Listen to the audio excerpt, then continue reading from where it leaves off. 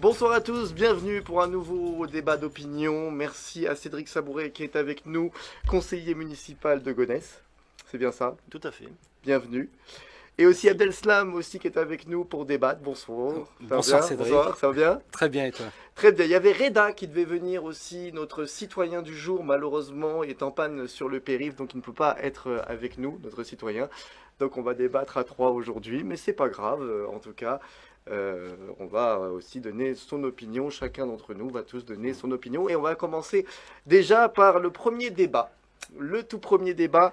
A-t-il une cordance présidentielle entre les attentats et les élections présidentielles qu'a dit Mélenchon par rapport à ce qu'il a dit Mélenchon? D'ailleurs, je propose qu'on l'écoute et après on en débat. C'est parti, on écoute Mélenchon. Que vous verrez, pardon, je termine là-dessus. D'un mot. Vous verrez que dans la dernière semaine de la campagne présidentielle, nous aurons un grave incident. Alors ça a été ou un meurtre, ça a été Mera en 2012, ça a été l'attentat la dernière semaine sur les Champs-Élysées. Vous vous rappelez de tout ça? C'était la dernière semaine. Avant, on avait eu Papivoise, dont plus personne n'a jamais entendu parler après. Donc, tout ça, c'est écrit d'avance. Nous aurons ce sont le les petit surprises dans les personnage campagnes sorti présidentielles. du chapeau. Nous aurons l'événement gravissime qui va une fois de plus permettre de montrer du doigt les musulmans et d'inventer une guerre civile. Voilà. C'est bateau, tout ça. Donc voilà, on a écouté Jean-Luc Mélenchon et la question est claire, y a-t-il une concordance entre les attentats et les élections comme affirme Mélenchon? Je vous pose la question, Cédric. Je crois que cette séquence a été largement commentée dans les médias et a plutôt suscité un tollé. L'élément qu'on ne peut pas suivre, c'est l'élément consistant à laisser penser qu'il y a une organisation derrière qui manipulerait, qui organiserait les attentats à la place des vrais auteurs des attentats ou qui organiserait des actes de délinquance inqualifiables à la place des gens qui le font réellement. Donc cette logique un peu complotiste a été très critiquée. Je pense qu'elle est critiquable. Alors c'est une mouvance qui est forte aujourd'hui, la mouvance complotiste, mais je pense qu'il faut faire attention à pas jouer avec ça parce que ça laisse penser qu'il y a toujours des dessins cachés derrière avec des petits groupes de puissants qui manipuleraient. Je pense que la réalité, c'est Rocard qui disait il faut toujours plus croire aux âneries qu'aux complots parce qu'il faut une très bonne dose d'intelligence et d'organisation pour réussir les complots et souvent on en manque. Donc en réalité, voilà, je pense qu'on ne peut pas trop le suivre là-dessus. Par contre, ce qu'il souligne, et ça, c'est vrai, c'est d'une manière générale aujourd'hui, les questions de sécurité, les questions identitaires également, sont des questions qui sont très prégnantes dans le débat politique. Elles le sont pas à une semaine ou à 15 jours d'une élection présidentielle, elles le sont tout le temps, elles le sont toutes les semaines, elles le sont presque tous les jours. Et ça pose un problème par rapport au débat politique général, c'est que ça occupe tout l'espace. Aujourd'hui, la question sécuritaire, les questions liées, je dirais, aux faits divers, ont tendance à mettre au second plan les questions économiques, les questions sociales, d'autres questions sociétales qu'on pourrait aussi se poser, notamment la question des inégalités, la question de la fracture territoriale dans notre pays. Tout est abordé sous le prisme déformant et effrayant de l'insécurité permanente, on va dire. Et c'est à mon sens ça qui est pointé. Voilà, autant je partage pas la ligne complotiste qui est un petit peu sous-jacente dans les propos de Mélenchon, autant je pense que la déception ou le désarroi vis-à-vis du fait qu'aujourd'hui le débat politique est complètement centré sur les questions uniquement de sécurité, je pense que là-dessus on peut suivre le raisonnement. Adelslam, là-dessus. Alors, sur les propos de Mélenchon, le propos n'est pas sous-jacent, il est clair et évident lorsqu'il parle justement d'une sorte de mise en scène qui arriverait au moment de grandes élections. C'est une façon de répondre à un électorat qui, lui, est complotiste pour le coup, un électorat dont aucun politique ne se préoccupe, et qu'il se dit là, il y a une niche pour moi, et j'ai tout intérêt justement à récupérer tous les gens qui sont justement dans une méfiance. Mais vous le savez bien, Cédric Sabouret, cette méfiance et cette défiance à l'égard du politique, elle se développe, elle s'exacerbe. Et aujourd'hui, vous le savez vous-même qui êtes élu, il y a toujours cette méfiance dès lors qu'un politique ouvre la bouche, c'est pour dire un mensonge lorsque l'on entend les complotistes. Et donc qu'il y a toujours une autre vérité. Et que Mélenchon, faisant ça, en fait, dessert la cause de plein d'élus qui font le travail, qui sont des élus de terrain et qui font le travail depuis toujours. Et pour le coup, on jette encore une fois l'anathème sur des gens qui fomenteraient de faux attentats uniquement dans un intérêt électoraliste. Et là, en fait, la chose est claire. Ça devient très très compliqué, en fait, de faire de la politique en France lorsqu'on est un élu local. Vous en pensez quoi, pour le coup? Allez-y, Cédric. Je peux rejoindre effectivement cette analyse. En fait, le vrai sujet, le vrai problème, c'est qu'aujourd'hui, quand on essaye d'être dans la modération et dans, je dirais, la pondération des propos, en politique, on n'est pas écouté. Donc finalement, c'est la course à l'outrance, à celui qui dira des choses les plus horribles pour faire le buzz, parce qu'il y a aussi cette logique Vous de pensez que buzz. Mélenchon était dans une histoire de buzz là sur De ces buzz. infos Pour le coup. Mélenchon, il est habitué je dirais aux éclats de voix et D'ailleurs, ça ne le sert pas toujours. Hein. non, tout à fait. Mais là, je pense que effectivement, Là, vous pensez vraiment que c'était pour le buzz? En fait, il a dit ça, il est sorti, et c'était une histoire pour faire vraiment le buzz? Ou il est pas il le pensait vraiment? il n'est pas impossible que ça marque ce que je vous disais tout à l'heure, un certain désarroi. Parce qu'aujourd'hui, toute sa stratégie politique a du mal à fonctionner. Donc effectivement, quand c'est difficile, on est amené parfois à faire un peu n'importe quoi. La République, c'est moi. La Par République, exemple c'est moi, c'était plus un énervement sur le coup, je pense, que quelque chose qui a été volontaire. Mais Cédric On Sabouret, parle de vous la savez très perquisition, bien, c'est ça, de oui, c'est Mélenchon, ça, la République, perquisition. c'est moi. Non, Mais vous faut savez très prévenir bien votre spectateur. que si tout citoyen lambda avait fait la moitié du quart de tout ça, aurait eu de sévères problèmes. Vous le Ah savez. bah c'est typiquement la réaction d'un type qui se fait arrêter sur la route et qui gueule après les policiers qui l'ont arrêté. Hein. C'est vraiment c'est de même acabit. Mais moi, les gars, je prends des personnes qui écoutent Mélenchon aujourd'hui Ouais. et qui se disent, on va être à 2 semaines des élections, ce qu'il dit, il y a une ou 2 semaines des élections, ils vont avoir peur de quoi? Qu'il va y avoir un attentat qui va frapper, qu'il va y avoir quelque chose, parce qu'il dit que ça arrive à chaque élection présidentielle, et je pense que les gens ont peur de ça. Quand vous entendez Mélenchon, moi j'ai parlé avec des personnes qui m'ont dit, bah, on a un peu peur de ça. Alors est-ce que vous pensez qu'on vit dans la peur tous les jours à cause des attentats? Oui, parce que oui. Mais quand on va arriver de proche des élections présidentielles, comme Mélenchon a sorti ça, les gens vont se dire, et ça va frapper, ça va y avoir quelque chose. Des attentats, il y en a eu. Ah, Il y en tout a le eu avant des élections, Oui, il y en a eu après avant des et élections, il y en a eu pendant qu'il n'y avait pas d'élections. Enfin, je veux dire, de ce point de vue-là, c'est quelque chose. Voilà, le Bataclan, il n'y a pas d'élection au moment du Bataclan. Voilà, pour autant, voilà, c'était le pire attentat qu'on ait jamais connu sur le territoire national. Donc voilà. On peut rentrer dans ce jeu consistant à voir des complots partout. Je pense qu'il faut être vigilant. On est quand même dans des sociétés aujourd'hui qui sont des sociétés démocratiques. On a la chance d'avoir des moyens d'investiguer. Voilà, j'ai vraiment du mal, moi, à penser qu'aujourd'hui la vérité puisse nous être totalement cachée. Je pense qu'elle finit par éclater à un moment donné. Donc toutes ces idées selon lesquelles il y aurait des manipulations, je sais que ça plaît, hein, ça peut plaire. Moi, j'attends toujours d'avoir des preuves avant d'affirmer qu'il y a des manipulations. Après, ce que je rejoins tout à l'heure, et je décale un peu ma réponse, mais ce qui était dit sur le discrédit que rencontrent les politiques en général, et y compris les politiques locaux, et y compris les politiques qui font leur travail. Et je trouve ça assez désespérant parce que finalement, dans la grande centrifugeuse de la politique, Tout le monde y passe. le risque, c'est d'éliminer les bons et de garder que les mauvais, au sens où, je m'explique, Allez-y.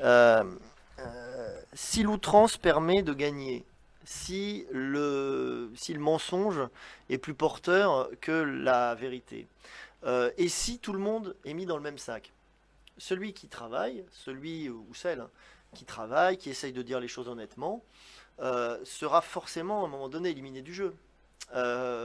Donc Et puis, ou s'éliminera soi-même, parce que c'est très fatigant finalement, ou très frustrant, de faire honnêtement son travail et dire oh vous les politiques malhonnêtes, etc. Moi, à titre personnel, j'ai déjà rencontré ce genre de cas de figure. Les politiques, c'est tous les mêmes. Moi, je vais vous donner une anecdote. J'ai rencontré il n'y a pas très longtemps une personne qui m'a vu à l'œuvre dans mon travail de conseiller municipal ou conseiller départemental, qui m'a vu assister à des réunions où j'essayais de faire avancer les choses, voilà, qui sait que je travaille comme conseiller départemental, que j'ai des positions constructives, on va dire. Et c'est quelqu'un qui m'a affirmé, oh là là, moi je ne vais plus voter à aucune élection parce que les politiques sont tous les mêmes. Et je lui dis, mais il y a des politiques que vous avez vu travailler. Bon, on a déjà eu plein de d'autres que citoyens vous ici n'avez qui faisaient ça. Hein. pas vu travailler. L'affaire Fillon est passée un petit peu par là aussi. Oui, mais bien sûr, mais moi, je fait suis pas des dégâts. François Fillon. Et c'était à l'occasion d'une campagne électorale où moi j'étais candidat. Et la personne me dit non, non, mais les politiques sont tous les mêmes. De toute façon, on ne peut pas leur faire confiance, etc. Mais je dis, mais tout le travail que j'ai fait, en plus, c'est quelqu'un que je connaissais depuis longtemps. J'ai fait un travail, on m'avait vu à l'œuvre. Enfin, vous pouvez dire que ceux que vous ne connaissez pas, éventuellement, vous pensez qu'ils ne vont pas avoir des pratiques néfastes. Mais en fait, non. Donc, le politique en général est mis dans le même sac que tout le monde. Et le danger. C'est pour ça que c'est l'abstention qui est numéro 1 en France. Alors, c'est le premier parti de France. Le danger, c'est l'abstention. C'est éventuellement la reconduction des malfaisants, comme je dis, c'est-à-dire ceux qui font pas le boulot, mais qui ont suffisamment de...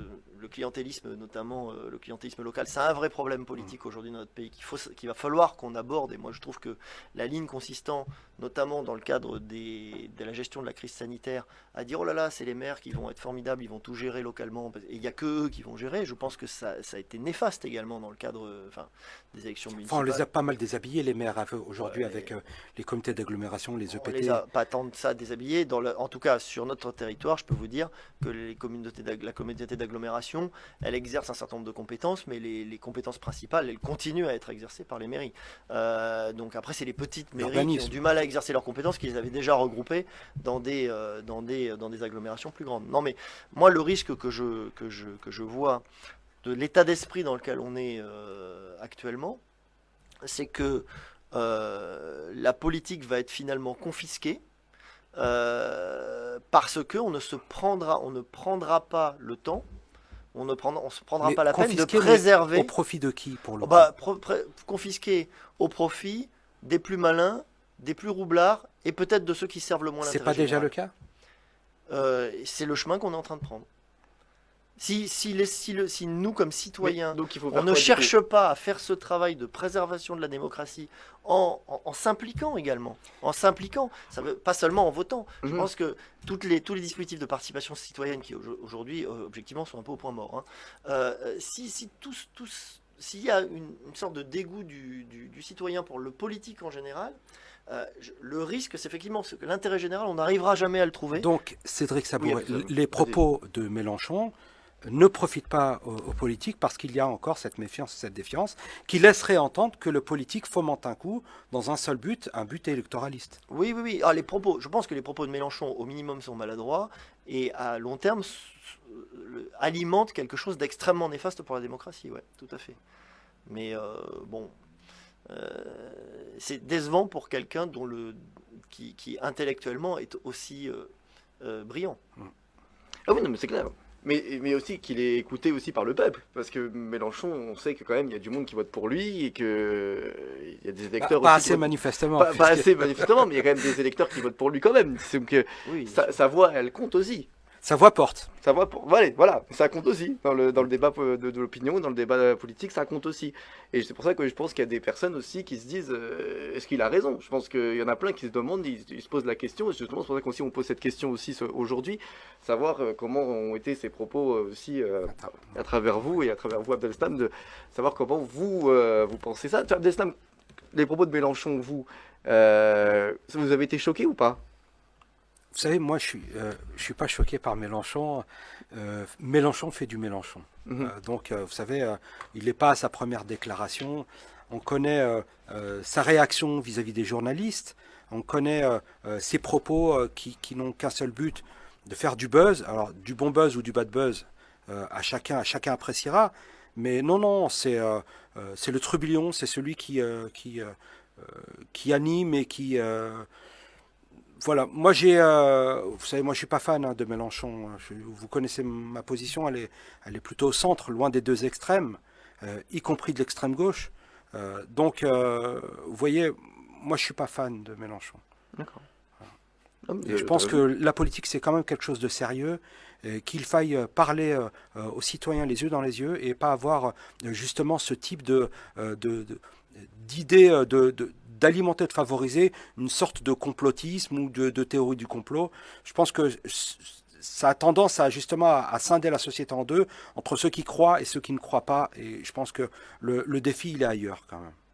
Il est où le défi, par exemple? Et il est justement de régler des problèmes de justice sociale dans ce pays, des gens qui travaillent, qui ne vivent pas décemment de leur salaire, de gens qui ne travaillent pas, de gens qui hésitent entre manger ou se soigner. Donc il est là l'enjeu, il n'est pas dans les déclarations de Mélenchon. Comme disait Cédric Tabouret tout à l'heure aussi, pour la même chose, à peu près. J'ai l'impression qu'on se rejoint un petit peu sur l'analyse et sur nos inquiétudes. Sur quelle démocratie et quel rapport aux politiques on est en train de construire pour les années qui viennent. En tout cas, on va passer au deuxième débat. Voilà, deuxième question. Tout simplement, on va passer aux deuxième question. Alors, quand Macron giflait, oui, est-ce que vous avez vu la gifle de Macron? Vous l'avez vu? Un peu raté, mais oui, je l'ai vu. Ah, vous l'avez pas vu? Non, j'ai pas vu. Vous avez pas vu? En fait, Macron... Je l'ai su. Hein. En fait, Macron, il a voulu aller voir le peuple, tout ça. Il court, hein, on voit bien courir Macron. Et il y a un monsieur qui lui donne une gifle et qui dit abat la Macronie et Saint-Denis. Voilà, j'ai plus vraiment la phrase en tête là. Mais c'est Montjoie-Saint-Denis. Montjoie-Saint-Denis, et après qu'il le gifle. Le cri des chevaliers français. Les chevaliers français, et qu'il le gifle. En gros, un cri scandaleux, hein, on peut dire ça comme il est, on va en débattre aussi. Et qui gifle. Et nous, on a proposé la question, quand Macron giflait, attaquons la France. Est-ce que pour vous, Cédric, on attaque la France quand Macron est giflé? Non. Je pense que ça a plus trait à ce qu'on a dit, ce qu'on vient de dire. Finalement, il y a un lien entre les deux débats. Oui. C'est le rapport dégradé aux politiques. Après, on a tendance à oublier aussi le passé. Là, il y a le prisme réseaux sociaux. Il faut savoir que des chefs de l'État ou des ministres qui, dans le cadre de leur déplacement, connaissent des incidents de ce type-là, c'est quelque chose qui a existé. C'est quelque chose qui a existé dans le passé. Au salon de l'agriculture. Je regardais une émission télévisée ce matin où un des chroniqueurs rappelait que Laurent Fabius et Mitterrand déambulant dans Paris, Mitterrand s'était fait, donc ça devait être au milieu des années 80, Mitterrand s'était fait cracher à la figure par une personne. Sans doute d'extrême droite. Ou on ne sait pas, mais en tout cas j'ai pas plus de détails que ça, mais voilà, simplement il n'y avait pas Facebook, il n'y avait pas Twitter, il n'y avait pas de téléphone, il n'y avait pas de smartphone, il y avait pas... donc en fait cet événement là a pas fait le buzz comme on disait tout à l'heure, mais voilà. Après, moi je pense que ça peut être aussi l'occasion de rappeler qu'il y a des choses qui ne se font pas, qu'il y a un minimum de respect qui est nécessaire dans notre comportement. Enfin, on ne gifle pas quelqu'un avec qui on est en désaccord politiquement. Non, mais par exemple dans un magasin, voilà, et on ne gifle pas quelqu'un avec lequel on est en désaccord politiquement. Manuel Valls en a fait les frais. Manuel Valls a été agressé, oui. Peut-être, c'est possible. Oui, il avait pris une claque. Mais il y avait Sarkozy aussi qui était agressé. Sarkozy s'était fait prendre par le col à un moment où il avait été dans la foule pour serrer la main à certains au public, et il y a eu pas mal de choses. Il y avait Hollande aussi qui avait pris une tarte aussi, je sais plus, sur le quai de train, où un mec il met une tarte, il avait pris un sac de farine. Oui, un sac de farine, oui. Enfariné. Oui, c'était fait enfariné. Donc oui, en effet, il y a... moi, je pense qu'on dégrade l'image du président aujourd'hui à s'attaquer comme ça physiquement au président de la République. Il incarne quand même quelque chose. Il a été élu par le peuple. Et il est quand même dommage, mais je vais vous prendre, moi, quelques exemples de politiques qui ont participé aussi à la dégradation de l'image d'un président. Quand Mélenchon appelle François Hollande fraise des bois ou capitaine de pédalo, c'est exactement la même chose. Enfin, il n'y a pas de geste physique, mais il y a quand même une injure et un irrespect de la fonction. Je pense que une fois que l'on est président de la République, on incarne la France, on la représente à l'extérieur, et justement, quoi de plus normal que d'avoir du respect pour la fonction, qu'on ne soit pas d'accord. On est dans un débat d'idées. Je ne suis pas d'accord avec vous et je vais vous dire pourquoi. Ça ne pose aucun problème. Mais sans prendre physiquement une personne, ou sans prendre à son allure, ou le traiter de fraise des bois, ou alors de capitaine de pédalo, c'est des choses qui sont juste inconvenables, et il faut vraiment le respect de la fonction. C'est quelque chose de capital. Je ne sais pas ce que vous en pensez. Oui, alors effectivement, il faut le respect de la fonction, et il faut aussi...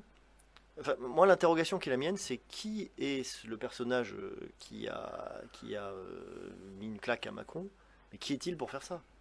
Je veux dire, de quel droit s'arroge-t-il? Peut-être imagine-t-il exprimer par son geste le sentiment du peuple. Mais on a le droit de gifler personne. De quel droit estime-t-il? Alors, si c'est un geste politique, ça veut dire qu'il estime être le peuple qui doit sanctionner son dirigeant. Mais de quel droit s'arroge-t-il, ce monsieur-là, la possibilité de parler au nom du peuple dans son ensemble? Quand on veut parler au nom du peuple, il y a une manière très simple de faire, c'est se présenter à des élections. Ouais. Et regarder si on arrive à convaincre ou à pas convaincre. Et encore une fois, tout est lié dans les débats que nous avons. À partir du moment où on galvaude la démocratie, il y a plus ce respect qui est lié au mécanisme démocratique. Somme toute, on a le droit d'être en désaccord, comme ça a été dit. On a le droit d'être en désaccord, d'exprimer des désaccords. Mais après le juge de paix, ça va être l'élection. C'est au moment de l'élection, sauf à considérer, et aujourd'hui, ça peut-être un petit peu, ça rejoint les propos de Mélenchon de tout à l'heure, et ça c'est très dangereux, à considérer que le processus électoral est vicié, et donc que son résultat sera illégitime. Et là, moi je pense que c'est dangereux, parce que moi je ne connais pas d'autre système que le système électoral pour désigner des dirigeants. Après que tout ça soit perfectible, ça va de soi. Les mandats trop longs, la possibilité de révoquer des élus le cas échéant, le référendum. D'ailleurs, j'avais une question pour vous. On peut en parler. Hein. Oui, concernant les mandats longs, vous qui travaillez au Sénat, on avait passé le mandat de 9 ans à 6 ans. C'était Jospin qui l'avait fait. Vous êtes plutôt pour cette mesure? Non, mais bon, il n'y a plus de débat sur ce mandat-là. Mais voilà, moi je m'exprime en tant que politique sur les questions Sur la durée des mandats, ça vous... Sur la durée des mandats, moi je trouve que les mandats locaux de 6 ans, je trouve ça extrêmement long. La plupart des démocraties dans le monde ont des mandats qui sont plus courts que ça. Et l'idée d'un septennat unique? Ça se discute, je suis pas hostile. Mais revenons à la question de quand Macron a été giflé. Voilà. Est-ce que la France est attaquée? Alors pour vous, non. Non, mais ça en dit long du rapport très dégradé aujourd'hui. Même la sécurité, parce qu'on parle aussi de la sécurité de Macron. Alors après, ça pose la question sur comment on le protège, parce que si le type avait eu un couteau, il aurait pu... voilà, parce que on parle aussi de la protection du président de la République, parce que on dit que je pense que c'est le cauchemar des services de protection. Oui. Ils doivent être sur les dents. Là, mais c'est le dilemme, le fameux dilemme. Soit on se claque-mur dans son château et on s'empêche d'avoir un contact direct avec le public, soit on a des contacts avec le public, on va rentrer là dans En tout cas, Macron a déclaré qu'il irait toujours voir le public. Il est contraint, il va rentrer dans une élection présidentielle à partir du mois de septembre. Ouais. Donc je ne sais pas comment on peut faire campagne dans une élection sans aller à la rencontre des Français. Adesam, pour conclure sur ce débat. Non, mais je pense que tout est dit et que personne ne cautionne le fait de s'en prendre à une personne, mais qu'elle soit élue, qu'elle soit journaliste ou qu'elle soit citoyen lambda, on n'a pas à justement avoir à porter la main sur quiconque. Donc il faut condamner la violence sous toutes ses formes, qu'elle soit verbale ou physique, et à partir de là, vous savez, on est dans un état de droit et le droit s'applique. Donc cette personne sera convoquée devant les tribunaux, aura à s'expliquer et sera condamnée ou pas, mais ça sera de l'affaire du juge, puisqu'il est souverain de sa décision. On va passer au troisième débat, parce que là, oui, on va parler de rodéo. rodéo urbain, tout simplement. Moi aussi, hein, donc voilà, je vous dirais aussi, mais pourquoi les policiers sont interdits d'arrêter les poursuites, de rodéo? Pourquoi ils ont interdit de le faire, les policiers? Moi, hier, j'ai parlé avec une policière qui m'a dit qu'elle était dans le mal-être aussi par rapport à ça. Donc, bien sûr, parce que voilà, ils peuvent pas les poursuivre et tout. Il y a eu la polémique aussi à Sarcelles cette semaine. Est-ce que vous trouvez ça normal que les policiers ne peuvent pas poursuivre ceux qui font du rodéo dans les rues, tout simplement, et que il y a du danger aussi pour le peuple, hein, parce que ils font danger aussi pour les jeunes qui font du rodéo, parce qu'on voit des casques sans moto et tout, ils risquent d'avoir des accidents. Et les policiers qui peuvent rien faire par rapport à ça. Et d'ailleurs, j'ai parlé avec une policière hier et je vous dirai aussi son gros témoignage aussi qu'elle a sur le cœur.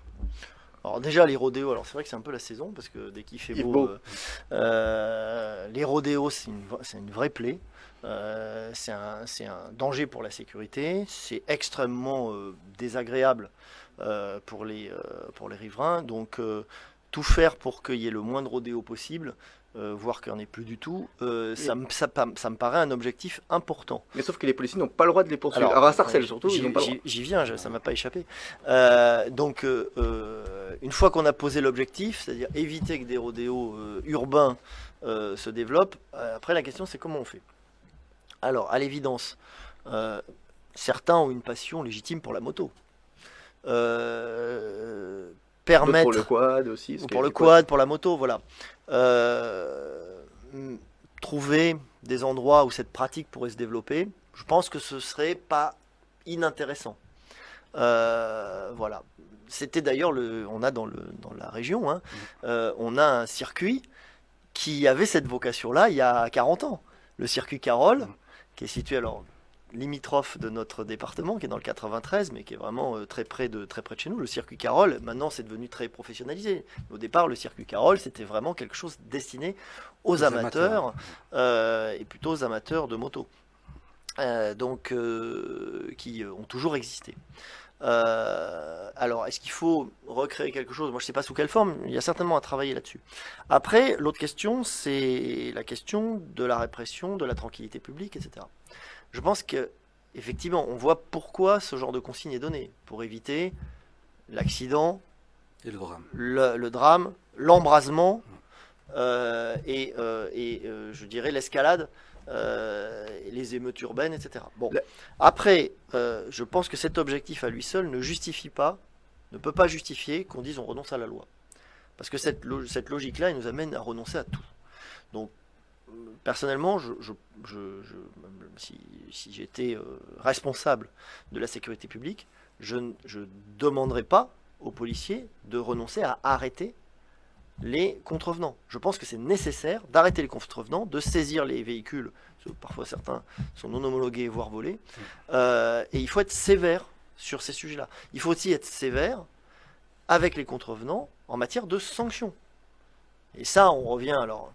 Moi qui suis un élu de gauche, mais qui sur ces positions-là, qui est assez dur sur la question des sanctions, parce que la question, c'est l'autorité, au-delà de l'autorité de l'État, la question, c'est est-ce qu'il y a des règles collectives qui nous permettent de vivre ensemble? Aujourd'hui, lorsqu'en toute impunité, sur une route, ou dans une cité, où les enfants peuvent jouer au ballon, des enfants de 5-6 ans peuvent jouer au ballon dans un square. On a des types qui passent à tout berzingue, parfois sur des allées piétonnes, en faisant des roues arrière. Devant les écoles aussi. En faisant des roues arrière, en balançant, parce que souvent c'est assez polluant, hein, ces équipements-là. En emmerdant tout le monde, parce que et des fois ça se fait la nuit aussi. Quand on vit ça, on se dit il n'y a plus de règles. Et s'il n'y a plus de règles, pourquoi moi-même en respecter une, autre que la mienne? Le vrai sujet de fond, c'est celui-là. Et je pense que la règle, il faut qu'elle soit rappelée. La règle collective, celle qu'on a décidée ensemble, grâce aux institutions démocratiques. Pas la règle arbitraire fixée par un seul dans un bureau et concertée avec personne. Mais il y a une règle. Cette règle, c'est qu'on ne fait pas de rodéo. Et moi, je pense qu'il faut l'appliquer. Et donc, demander aux policiers de ne pas appliquer la règle, je pense que c'est, sur le plan de la philosophie qu'il y a derrière, c'est hyper dangereux. Abdel Sam là-dessus. Alors, Cédric Sabourin, moi je partage complètement votre avis et j'abonde dans votre sens. De toute façon, vous savez, les motos non homologuées pour rouler en ville, si on ne les voit pas, on les entend. On peut être dans sa maison et entendre la moto qui passe. Il y a une vraie pollution sonore, une pollution tout court, puisque en effet les gaz d'échappement libèrent pas mal justement de polluants. À côté de ça, un non-respect du code de la route, avec des motos qui se faufilent, qui montent sur les trottoirs, qui passent pas loin des enfants. Je pense que la limitation 30 aux abords des écoles n'est pas respectée. Donc il y a un vrai danger manifeste pour nos enfants qui justement arpentent les rues pour rentrer chez eux et qui peuvent être en danger. Ensuite, sur la question de la répression, en effet, vous avez raison, il faut absolument faire respecter la loi et que les véhicules qui sont non homologués pour la conduite en agglomération doivent être saisis et les personnes doivent être poursuivies. Parce que ça laisse le sentiment pour les citoyens qu'il y a des zones de non-droit, qu'il y a des gens qui sont exempts de la loi, qu'il ne faut surtout pas poursuivre, parce que sinon, comme vous l'avez dit, il y a un drame, il y a une marche, il y a des gens qui s'indignent de tout ça. Mais si à la base la loi avait été respectée, on n'en serait pas là. Donc moi je suis pour la saisie pure et dure des véhicules et pour ne pas les rendre, je vous le dis, dans les yeux. J'ai aucun problème avec ça. Donc, et toutes ces personnes qui, justement, le citoyen moyen, qui paye ses impôts, qui est dans les clous, qui ne commet aucune infraction, et qui est arrêté parce qu'il a oublié sa ceinture, ou parce qu'il est un petit peu distrait ou autre, et que l'on verbalise, quelle injustice pour lui. Et il n'hésite pas à le dire, ah oui, mais la motocross qui vient de passer là juste à l'instant, vous lui dites rien à lui. Vous voyez, et du coup, ça crée de l'injustice. Et les gens ont le sentiment, justement, que l'on s'en prend toujours aux mêmes personnes. Ah, mais c'est d'accord, C'est mais ça moi qui j'ai est parlé avec une policière hier, parce que quand je préparais l'émission, j'ai parlé avec une policière. Et sans casque, et ça, Sans tu l'avais casque aussi. précisé. Mais je parlais avec une policière aussi hier, parce que voilà, j'ai voulu avoir l'avis, qui m'a dit on ne peut plus arrêter, parce qu'on a l'ordre de ne plus arrêter, et que l'État ne nous suit plus par rapport à ça. Ils nous disent de ne pas y aller, parce que ça ferait trop de problèmes, trop de polémiques et tout ça. Mais quand on voit que les policiers n'y vont pas, alors parce que l'État leur dit laissez tomber, parce qu'on va avoir, ça va chauffer dans les quartiers, c'est ce qu'elle m'a dit, ça va chauffer et que après on n'aura plus les armes pour répondre. On voit que c'est les jeunes qui font la loi en France. Franchement, franchement, moi elle me l'a dit clairement. J'ai parlé avec elle hier soir. C'est ce que dit là l'extrême droite aujourd'hui. Ouais. Bah oui, mais c'est Mais il grave y a une manière, à mon avis, de répondre qui permet de ne pas verser dans l'extrême droite. C'est le rappel de la règle commune. Parce qu'effectivement, le discours extrémiste, ça va être de toute façon les jeunes sont irrécupérables, donc voilà, il faut nettoyer au Karcher. Des camps de rééducation. C'était un président qui n'était pas d'extrême droite. Nicolas Sarkozy qui avait dit ça. Mais en fait, je pense que le combat, qui est un combat culturel, qu'il faut mener au sens noble du terme, c'est un combat pour le respect de la règle commune. C'est un combat. Ça va au-delà de la question de la restauration de l'autorité. Mais c'est l'idée qu'il faut mettre dans la tête des gens, c'est la même idée qu'ont les écologistes, ils disent on n'a qu'une seule planète, mais que finalement on vit les uns au milieu des autres, sauf face à aller s'exiler. Un peu sur les autres, dans les quartiers. Dans certains quartiers, on vit peut-être un peu trop les uns sur les autres, mais on vit les uns à côté des autres, les uns avec les autres. En tout cas, on doit surtout vivre les uns avec les autres. La règle commune, c'est qu'on doit essayer de respecter un cadre collectif qui permet de vivre en harmonie. Naturellement, il y a des transgressions. Mais quand il y a des transgressions, il faut les sanctionner. Mais quand il faut respecter les forces de l'ordre aussi, parce que les policiers, leur but, c'est de les arrêter. C'est aussi. Tout à fait. Non, mais le rôle des forces de l'ordre, c'est d'assurer la sécurité. C'est quand il y a des transgressions, c'est de mettre fin à ces transgressions de règles. Mais les transgressions, mais cette intervention des forces de l'ordre ne peut être comprise que si la majorité des gens, ou la totalité, ou la quasi-totalité des gens, acceptent cette idée qu'il y a des règles collectives à respecter. Si à un moment donné, cette idée s'évanouit, l'idée selon laquelle des règles collectives sont nécessaires pour vivre en collectivité, ou que ces règles sont illégitimes, si cette idée s'évanouit, eh bien je pense que l'intervention des forces de police, elle est impossible. Parce que la règle qui sera appliquée sera de toute façon considérée comme illégitime par les gens auxquels elle s'applique. Moi j'ai lu un article très intéressant dans le Figaro il y a, je crois, un mois, qui disait, dans le Figaro ou Le Monde, je ne sais plus, qui disait dans certains quartiers, les forces de police sont considérées comme étant une bande rivale. Là, pour le coup, quand je disais qu'il y a un combat de nature culturelle pour remettre un peu les idées en place, c'est absolument nécessaire. Parce que le rôle des forces de police, c'est justement d'assurer la tranquillité publique et de faire respecter les règles collectives. Et donc, on a des gens qui considèrent que les règles collectives n'existent pas. Et moi, je trouve que c'est très dangereux parce que c'est finalement ce que disait... On est dans la zone de non-droit. Je ne sais pas si c'est la zone de non-droit. Moi, je dirais que finalement, c'est le prolongement de ce que disait Margaret Thatcher dans les années 80, qui disait il n'y a pas de société, there is no society. C'était la règle de Margaret Thatcher. Donc, en fait, c'est la victoire d'un certain libéralisme, mal compris certainement, mais parce que le libéralisme est une belle chose quand c'est la liberté pour le plus grand nombre. Mais c'est la victoire, malheureusement, de ces idées que moi, personnellement, je trouve désastreuses, selon lesquelles il n'y a pas de société. Et on ne peut pas accabler, alors là pour le coup, on ne peut pas accabler les policiers. Les policiers ne peuvent intervenir que si, à un moment donné, il y a un soutien à l'idée même qu'il y a des règles collectives. Ouais. S'il n'y a plus de soutien à cette idée-là, il n'y a plus aucune régulation possible. Puis les jeunes continuent à faire du rodéo et que malheureusement, les citoyens souffrent. C'est vrai, parce que là on parle des citoyens sont en train de souffrir parce que... Au quotidien, les gens, dans des coins où il y a des rodéos, où les barbecues sauvages jusqu'à 3h du mat en bas des immeubles, je pense que les honnêtes citoyens, entre guillemets, excédés, ne pensent qu'à une chose, c'est partir des endroits où cela se produit.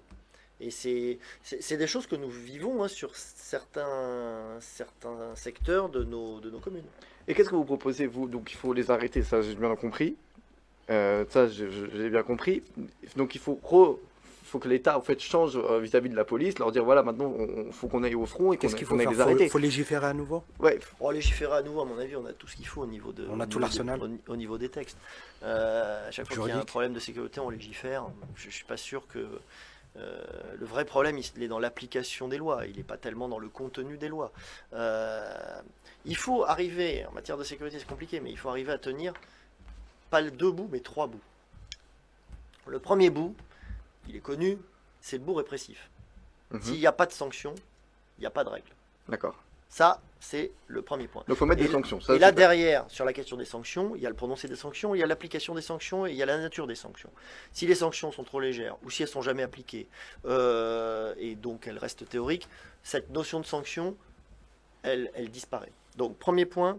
Voilà. Deuxième point, il ne faut pas qu'on soit dans une logique purement répressive. Il faut aussi qu'on ait de l'accompagnement. Parce que avant d'arriver à la sanction, on a des médiateurs, il faudrait peut-être en avoir plus. Moi, je propose qu'on ait des effectifs renforcés pour expliquer les choses et pour essayer de prévenir les conflits. La prévention spécialisée, ça existe. C'est d'ailleurs une compétence du département, la prévention spécialisée. En tant que conseiller départemental, c'est quelque chose sur quoi je me suis penché. Et c'est une prévention qui rayonne sur tout le département? Ah non, c'est uniquement dans les quartiers politiques de la ville, la prévention spécialisée. Les QPV. Mais il y en a quand même pas mal des QPV dans le département. Donc la question de la prévention, elle est importante. La question des alternatives, je parlais tout à l'heure, les rodéos. Peut-être que si demain on installait un les terrain... rodéos vont dans les zones pavillonnaires et ils ne sont plus dans les QPV. Non, mais ça peut s'étendre aussi. Mais si demain on crée... finalement de manière assez rustique d'ailleurs, des espaces où on peut pratiquer le motocross, le quad, etc. Je pense qu'on pourrait réduire un petit peu l'ampleur du problème. On est là dans la prévention. Et puis la troisième chose, et ce que je disais tout à l'heure, c'est faire partager au plus grand nombre l'idée qu'il y a des règles collectives à respecter. Parce que on aura beau mettre des sanctions, faire de la prévention, si l'idée qui est dans la tête des gens, c'est que finalement je fais ce que je veux, personne n'a le droit de me dire quoi que ce soit, et si j'emmerde les autres, c'est pas grave, eh bien, on pourra mettre tous les arsenaux qu'on veut, excusez-moi pour la faute de français, tous les arsenaux qu'on veut, ça ne marchera pas. Donc, il faut absolument travailler sur ces trois morceaux, mais aussi restaurer l'idée qu'il y a une règle collective qui doit être respectée. Abdel Salam. Oui, moi je pense qu'il n'y a pas débat. Nous sommes d'accord tous les trois autour de la table sur le fait que ces problèmes d'incivilité doivent cesser et qu'il faille trouver des alternatives, trouver peut-être des espaces pour que ces personnes puissent pratiquer en toute sécurité dans un espace qui est réglementé et qui leur permet cette pratique-là, pour ne pas nuire à l'ensemble des habitants des communes. On parle beaucoup de Sarcelles aussi sur la question, parce qu'à Sarcelles, il y a beaucoup de rodéos. Oui, c'est vrai qu'il y en a beaucoup, mais c'est la question. Parce qu'il y a eu une polémique aussi à Sarcelles cette semaine.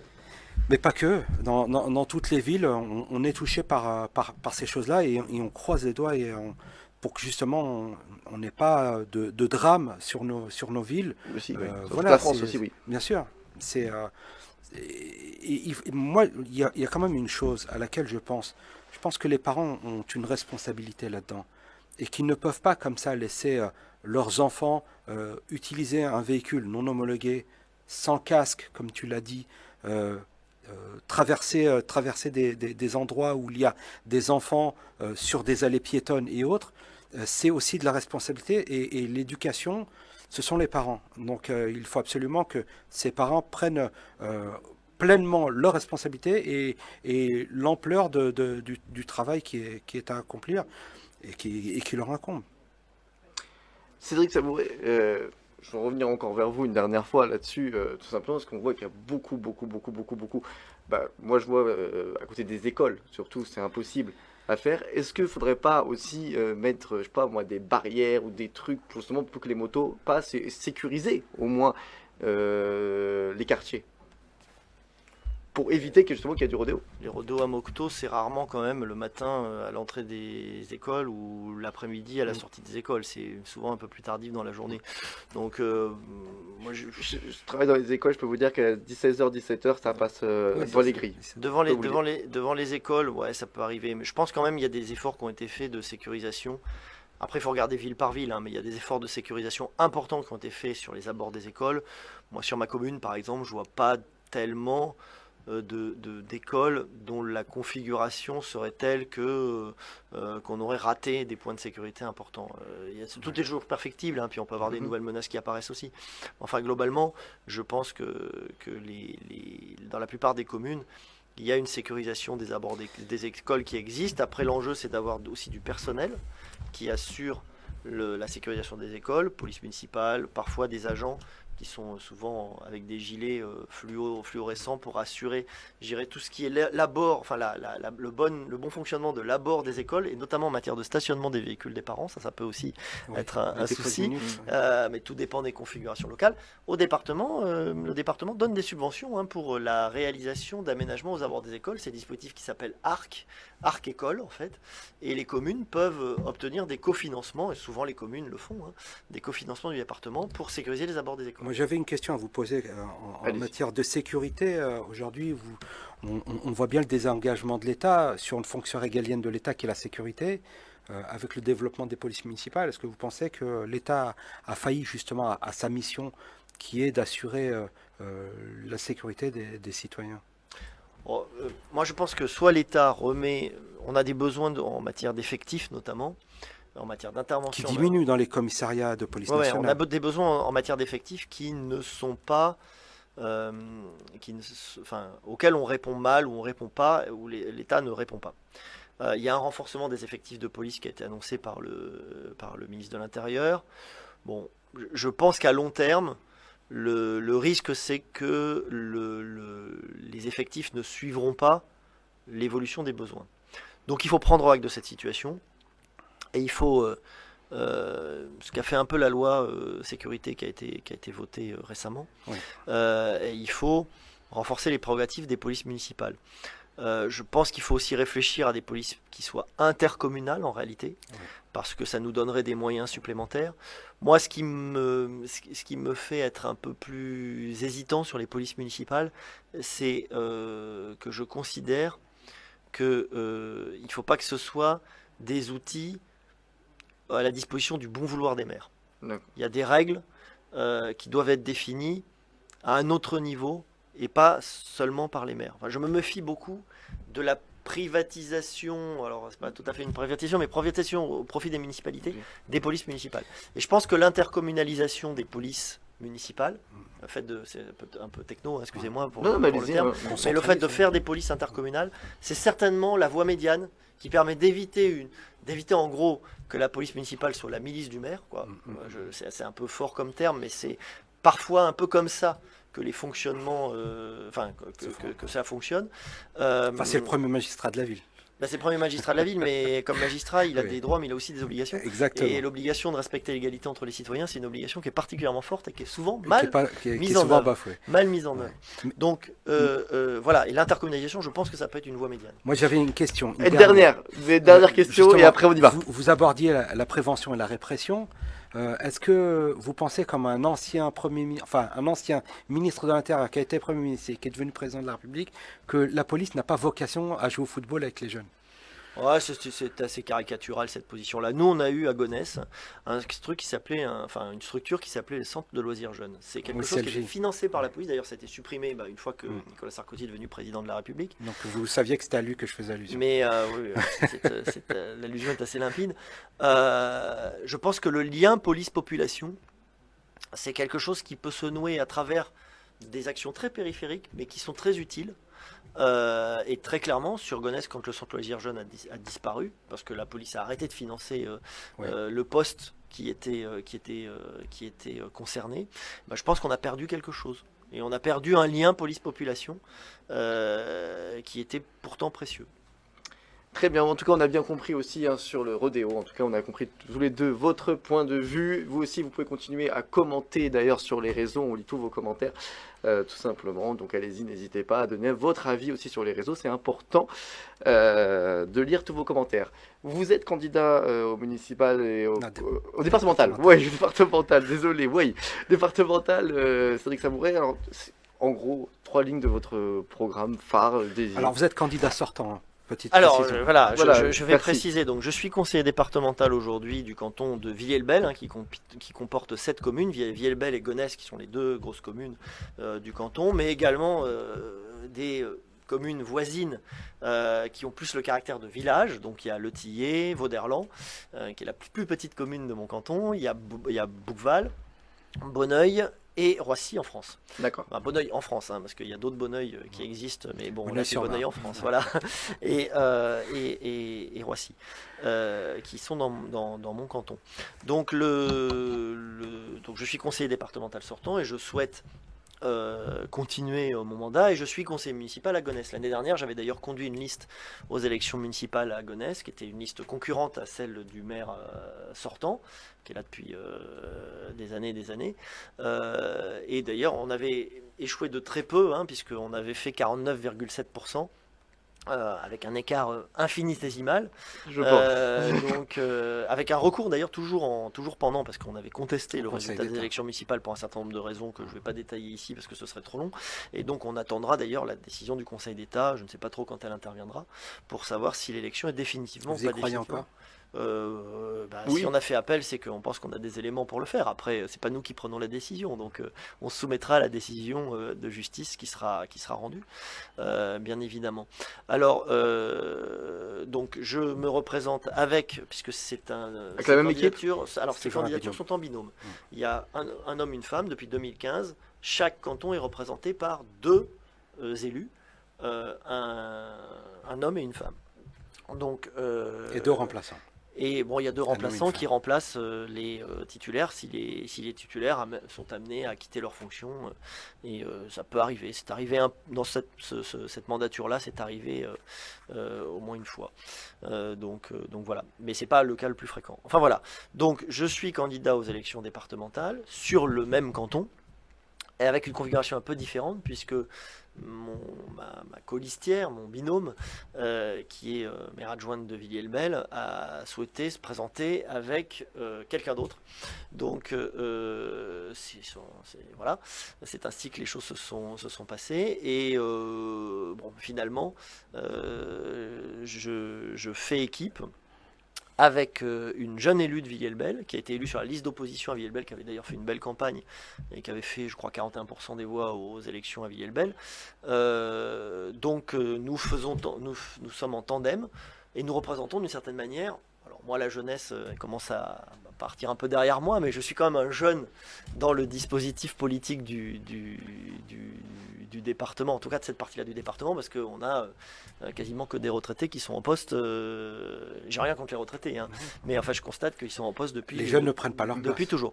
Donc on est vraiment dans une logique où on veut donner du dynamisme. Alors on est investi, on a l'investiture du Parti Socialiste pour cette élection et dont vous n'êtes plus membre. Partenaires, si, je êtes suis toujours membre. Je suis vice-président du groupe socialiste au conseil départemental du Val d'Oise. Voilà. Après, alors Cécilia Tungsissimo, qui est ma colistière, elle n'est pas membre du Parti Socialiste, mais elle est de gauche. proche de nos idées. Donc c'est avec une coloration un petit peu écologiste aussi, mais bon, tout le monde a tendance à l'être aujourd'hui. Oui. Mais voilà, nous mettons surtout en avant notre programme, notre projet et la philosophie dans laquelle on veut travailler. Nous, la philosophie qu'on porte, c'est une philosophie consistant à mettre en avant la jeunesse et à contester aussi tous les échecs dans la gestion de notre territoire. Très sincèrement, la gestion de notre territoire ces dernières années, on ne peut pas dire qu'elle soit satisfaisante. On nous a promis. Et pourquoi elles ne sont pas satisfaisantes? Mais parce que je pense que clairement, certains élus ne font pas le boulot. La population continue à les soutenir parce qu'elle y voit peut-être un repère ou encore elle les soutient du bout des lèvres. Hein. Vous pensez que le département est plutôt conservateur? Alors le département dans son ensemble, il est très disparate, que ce soit Cergy, la vallée de Montmorency, le pôle d'Argenteuil, l'est du Val d'Oise. Les réalités dans ce département sont différentes. Le département est plutôt de centre droit jusqu'à présent. C'était un peu l'ADN politique du département du Val d'Oise. Mais c'est un département dans lequel la gauche a du poids dans un certain nombre de cantons. Et voilà, après... la réalité électorale sur les 21 cantons, je ne peux pas la connaître aujourd'hui, je ne peux pas même l'estimer aujourd'hui. Je pense qu'elle jouera aussi beaucoup dans des logiques locales. En tout cas, le résultat global se jouera beaucoup dans les logiques locales. L'ambition, c'est quoi? C'est de faire basculer le département? L'ambition globale, c'est effectivement de faire basculer le département. À gauche. Voilà, oui. Ce qui l'a été que 3 ans. Mais moi, j'ai une ambition qui est là, plus modeste dans les 10 jours qui viennent, déjà, hein. qui est d'essayer de convaincre les électeurs de mon canton qu'on a besoin de notre binôme, qui n'est pas le binôme soutenu par les maires sortants, les maires actuels, pardon, de Villiers-le-Bel et de Gonesse, mais qui est un binôme qui va apporter du dynamisme, qui entre mon expérience et puis, je dirais, la nouveauté apportée par Cécilia Tungsissimo, je pense que ce dynamisme-là, on en a besoin. Ce qui s'est passé, cette élection, sur notre territoire, et ça serait sur quoi le premier projet que voilà, les 3 points forts. Les 3 points forts de votre campagne. Les 3 points forts du projet. On veut plus de services publics sur notre territoire. Le service public départemental a tendance à s'affaiblir. Mais concrètement? Alors, concrètement, ça veut dire qu'il faut ouvrir davantage de permanences pour les différents services que le département offre sur le territoire. J'ai un certain nombre de projets. Moi, je travaille aussi sur la question des pistes cyclables. Je pense qu'en matière d'aménagement, on doit accélérer sur les pistes cyclables. Sur les voies départementales. Sur les voies départementales, mais aussi on peut cofinancer des projets qui sont à l'intérieur des agglomérations à travers les dispositifs d'aide aux communes. Plus de transports aussi. Alors, les transports collectifs, vous le savez bien, les transports, c'est la compétence de la région. Mais le département peut avoir son mot à dire, mais à la fin, c'est ni lui qui finance, ni lui qui décide. À part les transports scolaires, c'est le département. Transports scolaires, avec les nouvelles règles maintenant, c'est la région qui pilote tout en réalité. Oui. Donc ça, c'est la première fois. Le deuxième? Donc, moi, sur mon canton, je souhaiterais qu'on puisse accélérer les projets de construction de nouveaux établissements scolaires, parce qu'on a une croissance démographique. Donc qui existe. Collèges. Exactement, c'est des collèges, parce que le département est compétent en matière de collèges, pas de lycée, pas d'école, mais de collèges. Et je ne sais pas si vous avez vu, mais à Villiers-le-Bel on construit, à Gonesse on construit, malgré le PEB, mais il y a le plan d'exposition au bruit, mais on construit. Les petits villages autour ont une population qui est relativement stable, mais qui est ballottée entre les différents collèges. Je vois par exemple les enfants du Tillet. Bah, le sont Bouval aussi, ballottés. Bouval, il n'y a pas de collège. Ils vont, À Bouval, il y ils a vont pas à de collège. Villers-Bel, je pense, hein, c'est ça. Hein. Il me semble, oui. Oui, ils vont à Villers-Bel. Mais les enfants du Tillet, tantôt vont à Gonesse, tantôt on les envoie à Goussainville. Voilà, ils veulent à un moment donné qu'on les prenne pas pour une variable d'ajustement. Idem pour les enfants de Roissy qui aujourd'hui sont scolarisés sur Louvre. Donc voilà, il y a ce sujet à mon avis qui est un. Vous pensez qu'on n'a pas tenu compte justement de la démographie et par anticipation? Je pense qu'on a tendance à être souvent un petit peu en retard. Et Dans le département du Val d'Oise, on a une gestion très prudente, mais du coup on a manqué d'anticipation et on a peu préparé l'avenir dans un département qui est particulièrement jeune et qui naturellement dans un département qui nécessite des investissements importants. Et votre troisième point fort? Alors notre troisième point fort. Alors c'était les services publics. Alors notre troisième point fort, je dirais c'est pas sur le projet, c'est sur la philosophie que l'on porte avec Cécilia et avec nos équipes. C'est ce qu'on avait essayé de faire aux élections municipales, on avait failli réussir. On pense qu'il faut une respiration démocratique dans l'Est du Val d'Oise. Ce que je disais, c'est qu'on a des élus en place qui considèrent que le territoire est leur propriété, que c'est eux qui ont les meilleures idées, et forcément, les autres n'ont pas voix au chapitre, n'existent pas.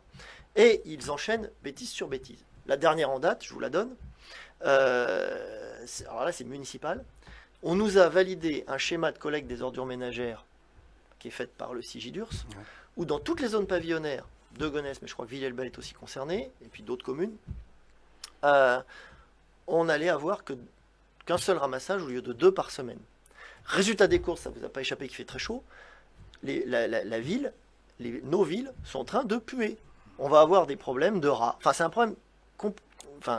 Tout très est lié simple. en fait. Mais c'est un problème. On a des élus qui sont là-dessus, qui font pas leur boulot. C'est-à-dire que ce qu'on demande, c'est qu'ils améliorent la vie quotidienne, pas qu'ils détériorent Pour notre des vie raisons quotidienne. économiques, j'imagine. Ils le font pour des raisons économiques, par aussi certainement incompétence, et par mépris. Nous, on a eu le débat au conseil municipal de Gonesse lundi soir, moi j'ai posé la question, pourquoi on a pris cette décision? Et on m'a dit, mais circuler n'a rien à voir, c'est l'écologie, etc. Mais alors, Donc- faire de l'écologie comme ça, c'est faire en sorte que les gens détesteront l'écologie. Moi je suis pour l'écologie, mais je suis surtout pas pour qu'on dégrade les services publics, pour des mairies qui se prétendent de gauche, enfin qui elles fonctionnent avec la droite maintenant aussi, mais bon, je trouve que il y a un manque même de bon sens dans la mise en œuvre des décisions.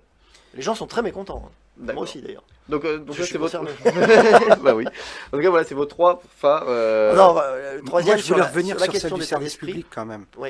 On n'a plus trop le temps, mais vas-y, Adeslam, vite, Alors, vite. sur le service public, on le sait très bien que le conseil départemental gère aussi l'attribution des RSA.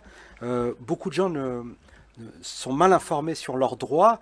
Est-ce que vous pensez qu'il serait possible d'avoir des antennes, pour le coup, sur l'ensemble du département, en tout cas sur votre canton, qui permettrait une sorte de maison sociale, qui permettrait aux habitants de pouvoir se présenter là et d'être accompagnés dans la constitution du dossier, par exemple? Alors ça, quand je parlais de renforcement du service public, c'est typiquement ce qu'il faut faire, c'est-à-dire avoir davantage de permanence, éviter que les gens aient à se balader à droite à gauche, être accompagnés pour la constitution des dossiers, c'est souvent très compliqué. Il faut aussi parfois faire un accompagnement des gens qui ne peuvent pas monter des dossiers numériques. Aujourd'hui, on néglige Tout est la dématérialisé. fracture numérique. Ouais. Il y a un certain nombre de gens qui ne sont pas en capacité à maîtriser l'outil informatique pour faire des dossiers numériques. Donc on a besoin D'une main, de quelqu'un. on qui a vous aide. besoin d'un accompagnement. C'est le principe du service au public. Donc oui, il faudrait renforcer, je pense, la présence des services départementaux. Pas forcément dans un lieu dédié qui serait estampillé. Moi, ce qui m'intéresse, c'est pas qu'on ait un beau bâtiment, c'est qu'on ait des gens dedans qui soient capables d'accueillir sur des plages horaires élargies. Mettons à disposition des bâtiments municipaux. On en a plein, ils sont fermés la moitié du temps, voire les 3/4 du temps. Je veux dire, nos villes regorgent de bâtiments municipaux, mais qui passent leur temps à être fermés. Ouvrons-les, faisons des tardives, essayons de s'adapter finalement au rythme de vie, au mode de À vie horaire décalé. des habitants, mais pourquoi pas? Pourquoi pas? Moi, je comprends pas quand on a des centres socioculturels qui ferment quand les bureaux ferment. Enfin, avoir des horaires de bureau pour des centres socioculturels, c'est absurde. Donc fermé à 22 h, hein, mettons, ouais. Mais avoir des ouvertures tardives, les médiathèques, les bibliothèques, tout ça, c'est des, tout ça se discute, bien Et ouvert sûr. le week-end aussi. Mais oui, bien sûr, il faut avoir des plages. Le service public, il doit être présent de manière renforcée, visible, pas forcément en construisant plein de beaux bâtiments, mais en faisant en sorte qu'il y ait de la vie dans ces bâtiments. C'est de la vie dont on a besoin, c'est pas du béton. Puis ça ferait du boulot. Et ça fait du On boulot. rappelle vrai les du boulot, dates c'est vrai. des Et le élections troisième, pour le le conseil départemental. On rappelle les dates Alors, les élections qui sont en même temps que les élections régionales régionales. Ouais. sont le 20 juin pour le premier tour et le 27 juin pour le deuxième tour. Très bien. Et le troisième, parce que vous m'avez dit tout à l'heure, vous n'avez pas eu le temps de dire le troisième, c'est le troisième phare. Bah, circulation 12, collège, service public. C'est bon. Oui, oui, voilà. Je Ouais, pense bah, que c'est ça bon. répond. Si vous voulez un Non, quatrième, non, je- c'est bon, parce qu'Abdel Sam nous a coupé, c'est pour ça, je me suis dit, est-ce que vous avez été jusqu'au bout? Et ben vous avez été jusqu'au bout. Et ben encore une fois, merci Cédric Sabouret d'avoir été avec nous. merci à vous de m'avoir reçu et puis de m'avoir invité. Bah, avec grand plaisir. Et puis voilà, rendez-vous prochainement. Et ben Bon, oui, à la bah, on prochaine. espéra vous inviter justement pour une fois que vous serez réélu, Mhm. pour pouvoir parler justement de ce que vous voudrez mettre en place. Bien sûr, de- bien de sûr. Mais façon écoutez, concrète et je reviendrai avec plaisir. Et ben avec grand Merci à plaisir vous. en tout cas. Et puis merci Abdel Islam, on se retrouve jeudi prochain. Oui, jeudi prochain. Jeudi Sans prochain faute. avec un député. Et ben voilà. Merci bien. à vous. Nous on se retrouve demain pour le Zedric Show 100% sur MyVox et en simultané sur Radio Armada avec toute l'équipe du Zedric Show. Et puis on prend un autre débat d'opinion jeudi prochain avec un député. Merci à vous, bonne soirée et à demain pour le Zedric Show. Ciao.